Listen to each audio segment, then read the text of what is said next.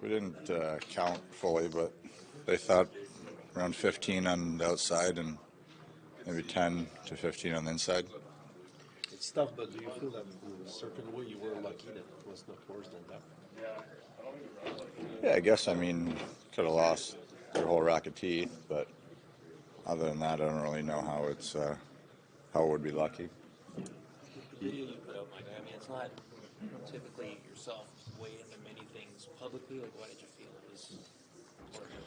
Well, it's just I didn't, feel like maybe a little bit at the end of the day, the result is the result, and playing cross-check to the face is, I don't really think, acceptable. It's 2023, the last, whatever, 5, 7 years, everyone's been preaching player safety, hit to the heads. It's not wasn't a body check, but I think it checks the other two boxes. So it's just, a little frustrating. Did you get an explanation why it was only one game from anyone? I didn't talk to anyone, no, so I'm not too sure about that. Just to make sure you did not have a chance to speak to the league. I mean, your own version of the incident.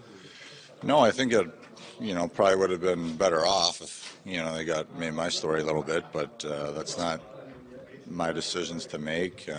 Maybe in the future they can start to do such thing, but I never got to speak to anyone about it. Reached out to apologize? Who's that? At Greer. Oh, no.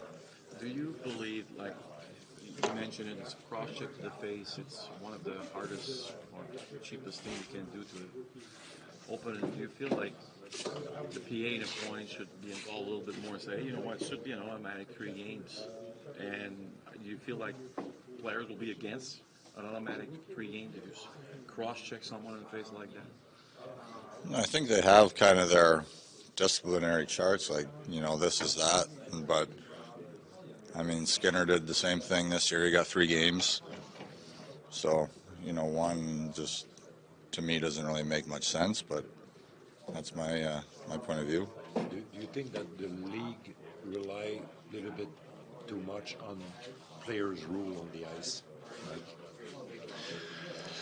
Like the aftermath, kind of how it was, or yeah, I think that plays a part of it too. But I mean, the situation that happens shouldn't, the result shouldn't determine whether I'm cut or whether I have a chipped tooth or not.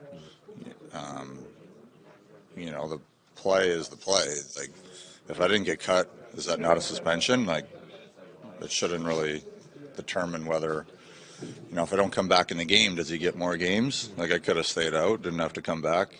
But, so I don't know. I don't think those things should play a part in the decision of the length of the suspension. I think the action is the action, and that's what should take place.